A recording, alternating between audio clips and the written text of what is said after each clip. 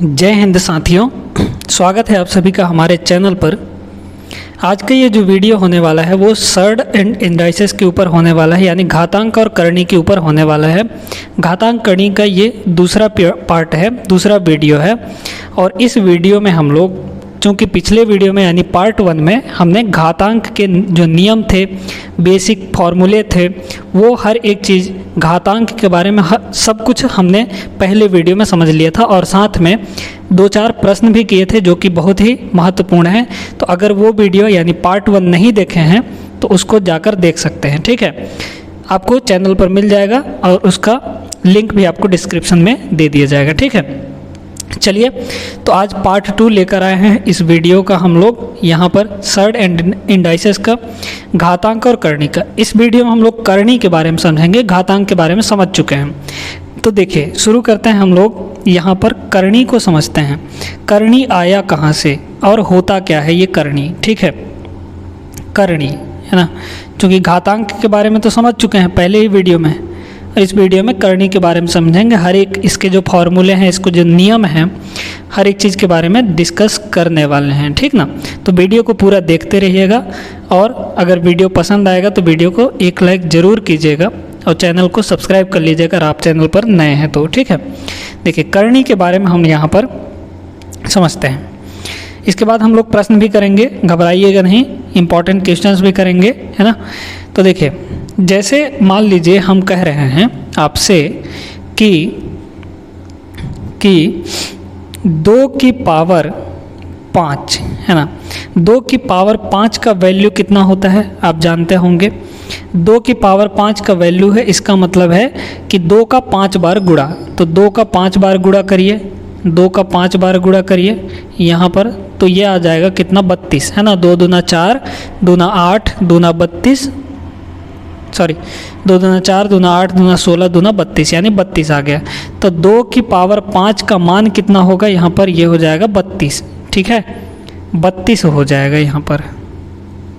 चलिए, इतना तो आप समझते हैं। घातांक में हम ये समझा चुके थे कि 2 टू द पावर 5 का मान होगा 32, है ना। अब देखिए यहाँ पर समझिए, अगर हम आपसे कह रहे हैं कि ये घातांक का पार्ट है, ठीक है, थोड़ा सा समझा दिए हैं कि घातांक का मतलब क्या होता है। अच्छा, अगर हम कह रहे हैं कि एक हमारे पास एक संख्या है और इसका पावर है 4, ठीक है, इसका पावर है 4 और इसका वैल्यू है 81, ठीक। एक वैल्यू है, एक संख्या है, उसका घात 4 लगाने पर उसका मान 81 आ जाता है। मतलब इस a का 4 बार गुणा करने पर 81 आ जाता है, ठीक है। तो आप बताइए कि इस a के जगह पर क्या होगा, इस a के जगह पर क्या होना चाहिए, कौन सी संख्या होनी चाहिए।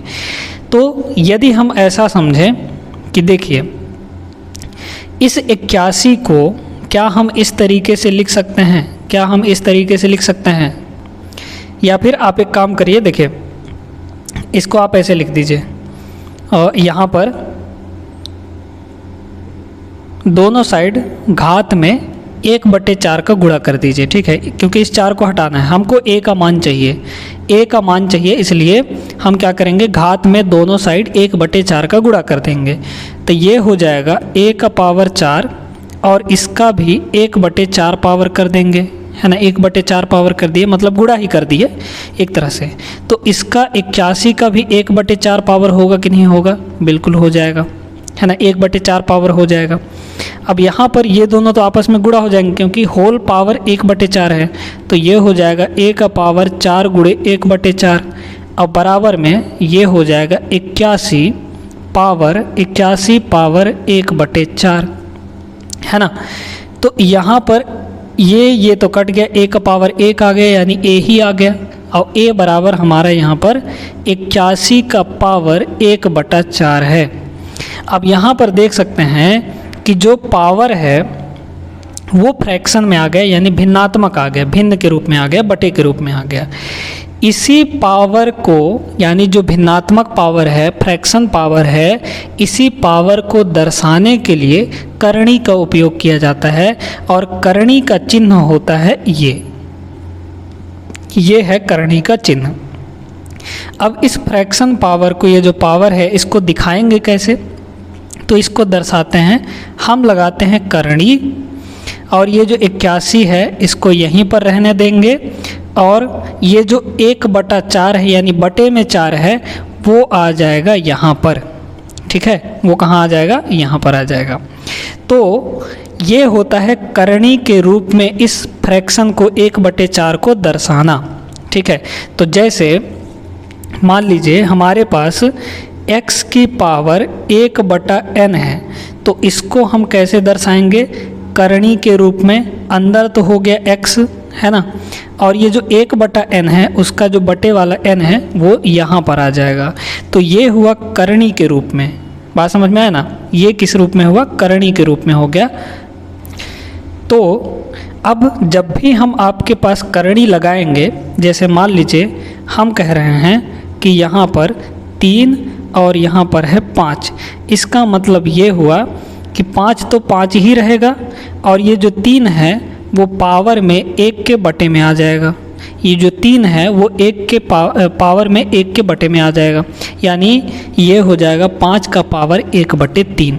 बात समझ में आ गई? तो ये है करणी रूप और ये है घात के रूप में। ठीक ना? घात और करणी को हम एक दूसरे में बदल सकते हैं। बात क्लियर हुआ? ठीक है, तो ये हुआ करणी का रूप और ये हुआ घात वाला रूप। ठीक ना? ये इसके बराबर हो गया। तो इसी तरीके से अगर हम आपसे कहें कि अगर हमारे पास ऐसा है, ये है a और ये है n, तो इसका मतलब ये हुआ कि a का पावर 1/n है। ठीक है, इसको नोट करिए, इस चीज़ को नोट करिए, बहुत ही इम्पॉर्टेंट है। ये बेसिक है, करणी का ये बेसिक फार्मूला है या बेसिक लॉ कह सकते हैं, बेसिक नियम कह सकते हैं। ठीक है, तो करणी आपको समझ में आ गया होगा। ठीक है, अब देखिए यहाँ पर ये तो हमारा है करणी का रूप, जैसे ये a है और यहाँ पर n लगा है, तो ये है करणी का रूप। ये जो n है इसका वैल्यू कितना होगा? a का पावर कितना होगा? 1/n होगा। तो ये जो n है ये कहलाता है ऑर्डर ऑफ सर्ड, है ना? सर्ड मतलब करणी का ऑर्डर कहलाता है ये। ठीक है, और ये जो a है वो रेडिकेंट कहलाता है। क्या कहलाता है? रेडिकेंट। ठीक ना? बात समझ में आई? इसको याद करने की ज़रूरत नहीं है वैसे। ठीक है, बस समझ लीजिए। तो मान लीजिए जब हम ऐसा कहते हैं कि हमारे पास ये है और ऐसा कुछ है, तो इसका मतलब क्या हो गया? इसका मतलब होता है जब यहाँ पे कुछ ना लगा हो तो इसका मतलब होता है 2। ठीक है, जब यहाँ पे कुछ नहीं लगा रहता है तो इसका मतलब होता है 2 और ये ऐसे हो जाता है और इसका वैल्यू आता है a का पावर 1/2, क्योंकि ये जो 2 है वो पावर के बटे में चला जाएगा, यानी 1/2 हो जाएगा। और इसको अपन लोग कहते हैं 2 है ना, तो स्क्वायर रूट। क्या कहेंगे? Square root of a। ठीक है, a का स्क्वायर रूट है ये, है ना? बात समझ में आएगी? a का स्क्वायर रूट।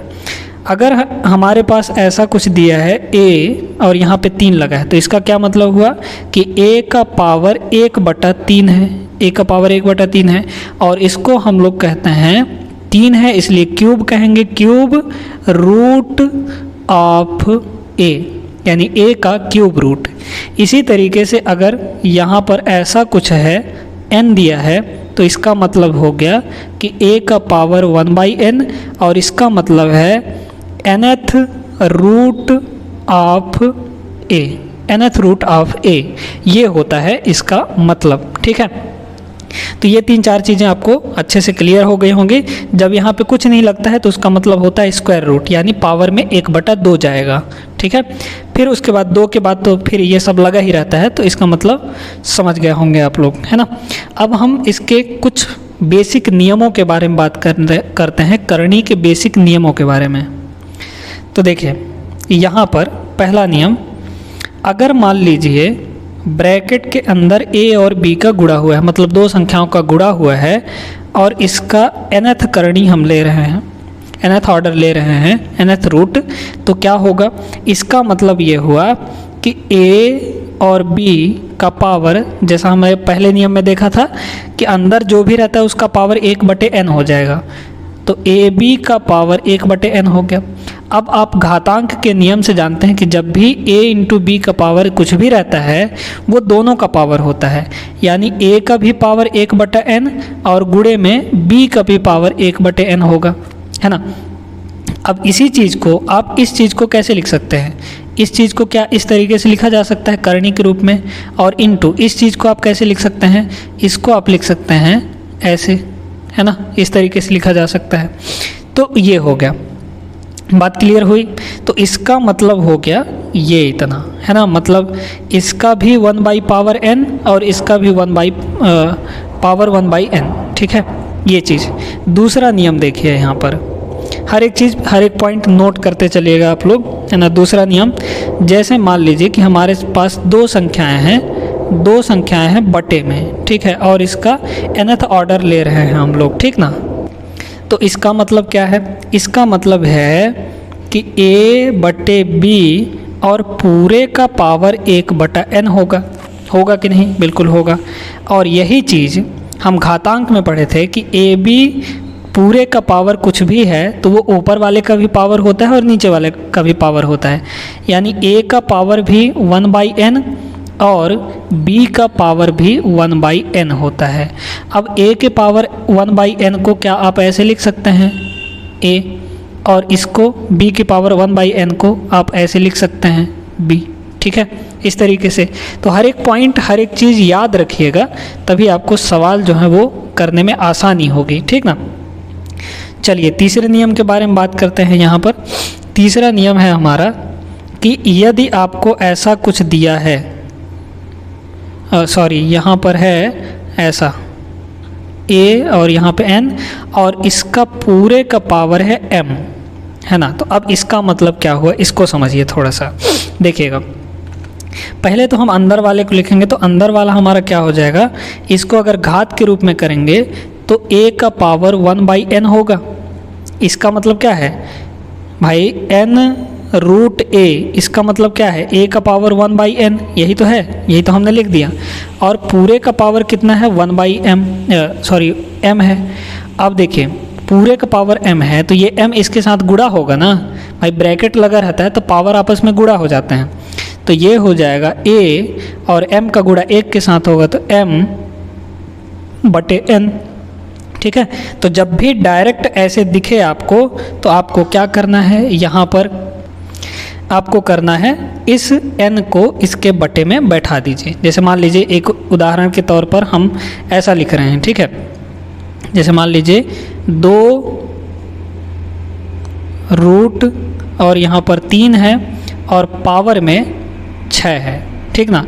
तो इसका मतलब क्या हुआ कि 2 का पावर 6 और ये 3 जो है इसके बटे में आ जाएगा, तो कितना हो जाएगा 2 का पावर 6/3 यानी 2, इसका वैल्यू 4 आ जाएगा, इसका वैल्यू कितना आएगा 4 आएगा, ठीक है।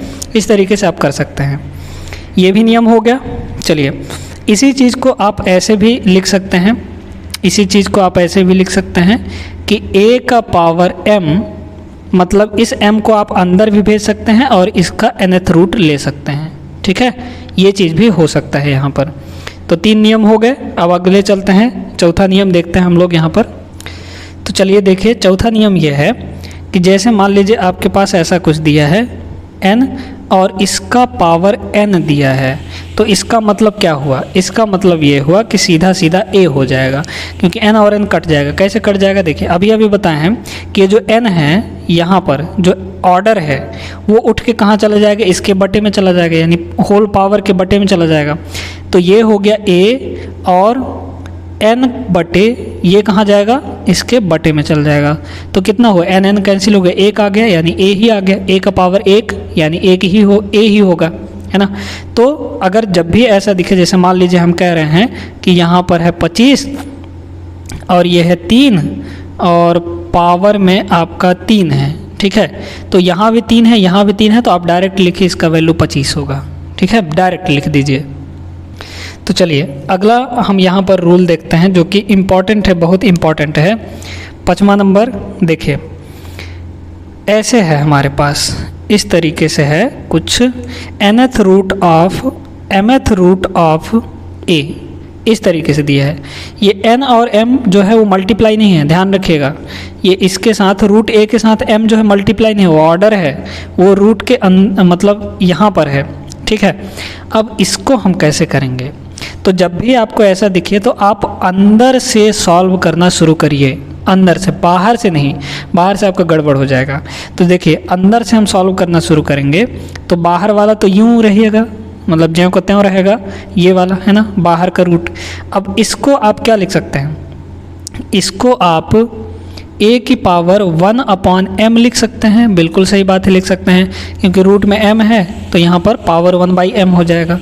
अच्छा, अब ये भी तो एक रूट लगा है, तो इसको भी तो आप उठा के पावर में 1/n कर सकते हैं, किसके? इस पूरे के, यानी a के पावर 1/m, और इसके भी पावर में उठा के आप इसको कहाँ रख सकते हैं? 1/n, है ना, करनी का यही तो नियम है। अब देखिए ये होल पावर 1/n है, तो ये इसके साथ गुणा नहीं होगा, होल पावर में कुछ भी रहे और ब्रैकेट लगा रहे तो गुणा हो जाता है ना दोनों पावर आपस में। तो यहाँ पर ये हो जाएगा a का पावर, ये वाला इसके साथ गुणा होगा तो 1 एक कम 1 आएगा, और m और n का गुणा होगा तो m इंटू n आएगा। सही बात है, आएगा। मतलब अब यहाँ पर इसका मतलब क्या हुआ? इसका मतलब हो गया mnth root of m into nth root of a, यही तो मतलब हुआ इसका, क्योंकि ये जो बटे में, एक बटे में जो कुछ भी है वो तो ऑर्डर होता है ना करनी का, तो इसको हमने यहाँ पर रख दिया।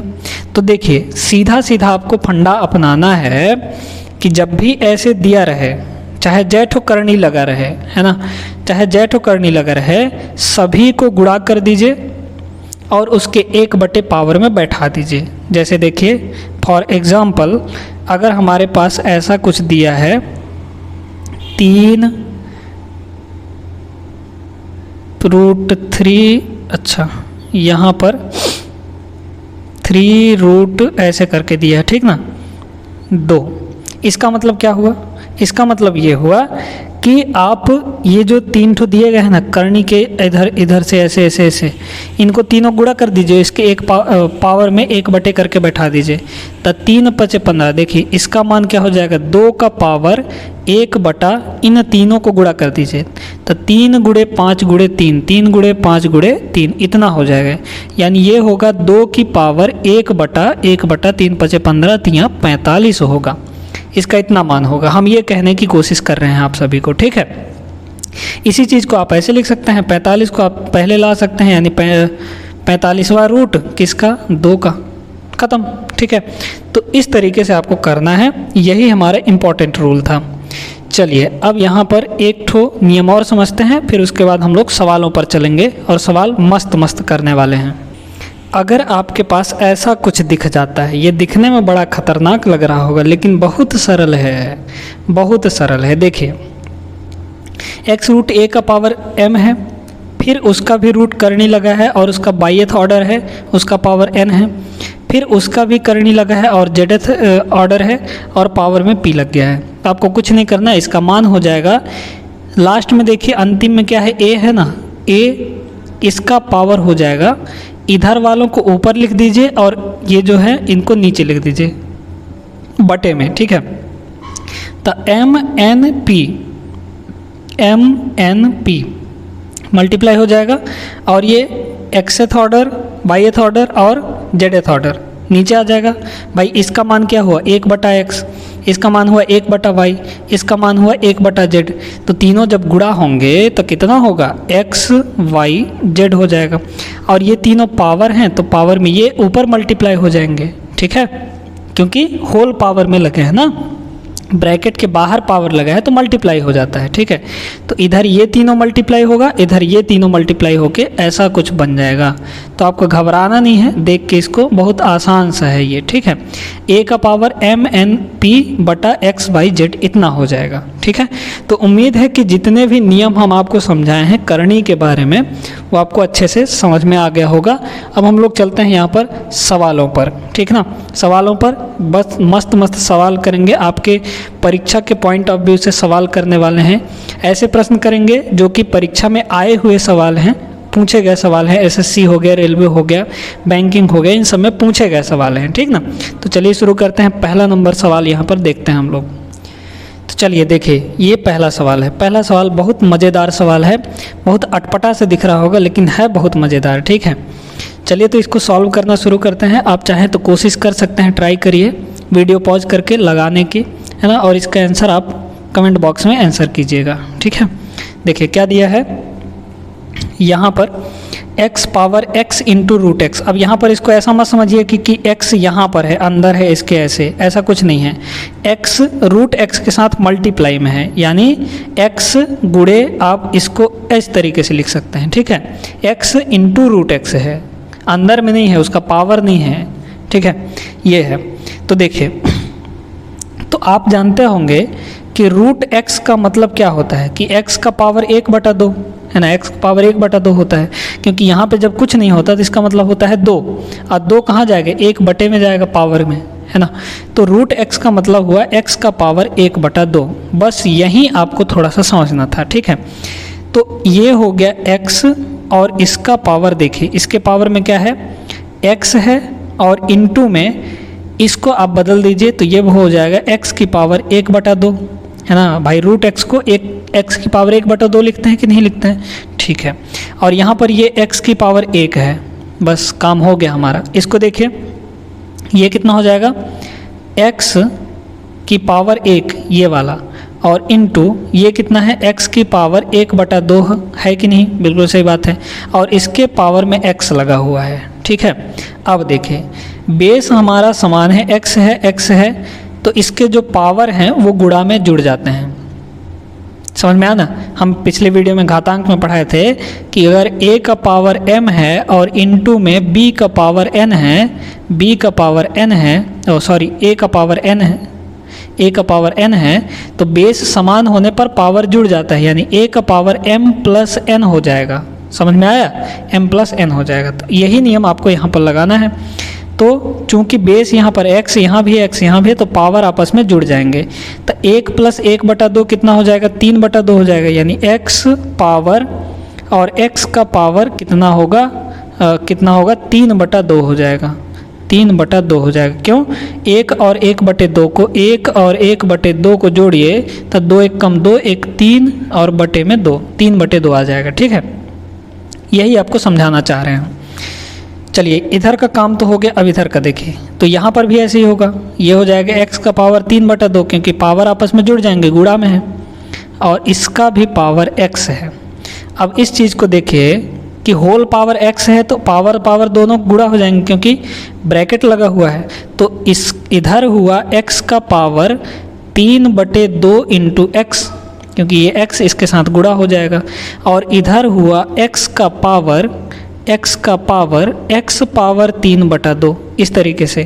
अब ध्यान से समझिए, बेस यहाँ पर देखिए x है, यहाँ भी x है, तो ये वाला पावर और ये वाला पावर दोनों बराबर हो जाएंगे कि नहीं होंगे, बिल्कुल हो जाएंगे, ठीक है। तो दोनों को बराबर कर दीजिए। तो इधर क्या है, क्योंकि बेस हमारे समान है तो पावर भी इक्वल होने चाहिए, ये दोनों इक्वल हो जाएंगे, ठीक ना। तो x की पावर 3/2 ये किसके बराबर होगा, 3/2 और इंटू x, ऐसा समझ सकते हैं।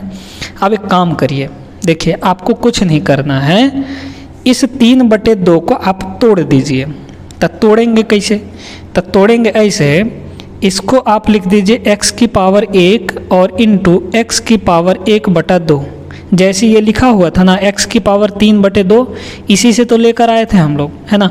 तो इसी चीज़ को फिर ऐसे ही लिख दीजिए, तो हमने लिख दिया। अब बराबर में क्या है, 3/2 इंटू x। अब x यहाँ भी है x, यहाँ भी है, तो एक x से एक x कट जाएगा दोनों साइड से, है ना। तो यह आ गया x की पावर 1/2 और बराबर 3/2, इतना मान इसका आ जाएगा। अब आपको क्या करना है, दोनों साइड स्क्वायर कर दीजिए, इधर भी वर्ग कर दीजिए और इधर भी वर्ग कर दीजिए, क्योंकि हमको x का मान चाहिए, है ना। तो यहाँ पर ये हो जाएगा x की पावर 1/2 इंटू 2, क्योंकि गुणा हो जाएगा, और इधर हो जाएगा 3 का स्क्वायर करेंगे तो 9 और 2 का स्क्वायर करेंगे तो 4, ये कट गया। यानी x का जो मान है यहाँ पर ये कट गया ना, x पावर 1 आ गया, यानी 9/4। x का मान कितना आएगा, 9/4 आ जाएगा। आपका ऑप्शन डी करेक्ट हो जाएगा। तो इतना काम आपको करना है। यहाँ पर थोड़ा सा टाइम लग गया, x का वैल्यू आया है 9/4, है ना। यहाँ पर थोड़ा सा टाइम लगा है, क्योंकि हम यहाँ पर बेसिक से अच्छे से समझा रहे हैं, इसलिए थोड़ा सा टाइम लगा है। लेकिन आपको एकदम फास्ट तरीके से करना है। ये तो हम ज़्यादा स्टेप कर रहे हैं, आपको और कम स्टेप्स में करना है, ठीक है। तो उम्मीद है समझ में आया होगा। ये क्वेश्चन बहुत ही मज़ेदार सा सवाल था, अच्छा प्रश्न था, ठीक है। ऐसे क्वेश्चंस SSC CGL वगैरह में पूछे जाते हैं, मतलब हायर लेवल में, ठीक है। ऐसा मस्त सवाल था। चलिए, तो पहला हो गया। दूसरे नंबर पे हम लोग चलते हैं। दूसरा सवाल देखते हैं अपन लोग। यहाँ पर ये भी मस्त एक सवाल है, ठीक है, बहुत ही बढ़िया सवाल है। ये बेस्ड है घातांक के ऊपर, है ना। घातांक जो हम पिछले वीडियो में पढ़ा चुके हैं आपको, उसके नियम पर यहाँ पर लगेगा। ये यहाँ पर x/y है और यहाँ पर y/x है, तो घात जो है उनमें कंपैरिजन नहीं हो सकता, क्योंकि बेस हमारे अलग अलग हैं, ठीक ना। यहाँ पे x/y है और y/x है, तो अलग अलग हैं। तो एक नियम बताए थे हम कि अगर x/y इसका पावर m है, तो ये हो जाता है, अगर हम इसको उल्टा करते हैं y/x, तो ये -m बन जाता है, ठीक है। मतलब घात हमारा ऋणात्मक हो जाता है। यानी ऐसा कह सकते हैं कि जब भी हम इन दोनों को पलटेंगे ना, तो हमारा घात का चिन्ह जो है वो बदल जाएगा। प्लस का रहेगा तो माइनस हो जाएगा, माइनस का रहेगा तो प्लस हो जाएगा, ठीक है। तो आपको क्या करना है, इसको पहले बदल लेना है। तो जब y/x को x/y में बदलेंगे तो घात हमारा माइनस लग जाएगा, घात में माइनस लग जाएगा, ठीक है। फिर हम बेस बराबर कर लेंगे, और बेस बराबर कर लेंगे तो हमारा जो घात है वो भी बराबर हो जाएगा। तो यही रूल यहाँ पर लगाना है। तो ये कितना हो जाएगा देखिए, तो इसका वैल्यू हो जाएगा, देखिए इसको हम अगर पलट देंगे तो x/y हो जाएगा, लेकिन जैसे ही पलटेंगे यहाँ पर माइनस लग जाएगा, है ना। तो इसके बगल में जब माइनस होगा, ऋणात्मक होगा, तो ऐसा कुछ होगा। तो इसको ऐसा कर दीजिए कि ये +3a हो गया और -17a हो जाएगा, 17 हो जाएगा, ठीक है। क्योंकि ये वाला ऋण में हो जाएगा, ये अंदर गुणा होगा तो प्लस में, यानी 3a - 17। तो ये हो जाएगा 3a - 17, इस तरीके से हो जाएगा। अब यहाँ पर क्या है, x/y और इसके भी पावर 5a - 3 है। अब चूंकि बेस हमारे समान है x/y, तो पावर भी समान हो जाएगा। तो पावर दोनों को बराबर कर दीजिए, यानी 5a - 3 = 3a - 17। इस -3 को उधर लाइए और 3a को इधर ले आइए। तो 5a में से 3a गया तो 2a हो जाएगा, और इधर है -17 + 3, तो -14 आ जाएगा, ठीक है। -17 और ये -3 उधर जाके +3 होगा, तो -17 + 3 -14 होगा। तो a बराबर आप लोग यहाँ पर देख सकते हैं, इसको काट दीजिए तो ये हो जाएगा -7, यानी a बराबर -7 आ गया। ऑप्शन सी आपका करेक्ट हो जाएगा, ठीक है। समझ में आया होगा। वीडियो को लाइक कर दीजिए अगर समझ में आ गया है तो। चलिए तीसरे नंबर पर चलते हैं हम लोग। तीसरा सवाल देखिए, यहाँ पर तीसरा सवाल बहुत ही ज़बरदस्त सवाल है, बहुत ही मस्त सवाल है, एकदम 1 नंबर का सवाल है। आप लोग इसको एक बार खुद से ज़रूर ट्राई करिए, है ना। वीडियो को पॉज करिए और करने की कोशिश करिए। चलिए हम लोग शुरू करते हैं यहाँ पर इसको करना। तो देखिए क्या दिया गया है, x की पावर x, इसका होल पावर 5/4 है, और बराबर दिया है ये x पावर 5/4, ऐसा कुछ दिया है, ठीक है। तो x का मान बताना है कि क्या होगा। अब देखिए इसको अगर ब्रैकेट हटाएंगे तो ये ब्रैकेट के बाहर पावर है, इसलिए x का गुणा इसके साथ हो जाएगा। तो ये कितना होगा, x का पावर x का गुणा 5 के साथ करिए तो हो जाएगा 5x और /4। यानी x के पावर में कितना आ जाएगा, 5x/4 आ जाएगा इधर इस साइड लेफ्ट साइड में। और इधर क्या है, x का पावर 5/4 है, ऐसा कुछ है, ठीक है। तो अब इसको देखिए, यहाँ भी x है, यहाँ भी x है, तो बेस हमारा समान है। इसके पावर में, x के पावर में जो कुछ भी रहेगा वो दोनों बराबर हो जाएगा, क्योंकि बेस हमारा बराबर है, ठीक ना। तो 5x/4 ये किसके बराबर हो जाएगा, x की घात 5/4 इसके बराबर हो जाएगा। बात समझ में आया ना। देखिए कैसे, बेस यहाँ x है, बेस यहाँ x है, दोनों जगह बेस x है, तो जो पावर है x के पावर में जो कुछ भी होगा वो दोनों बराबर हो जाएगा। तो यहाँ पर ये दोनों बराबर कर दिए हम लोग।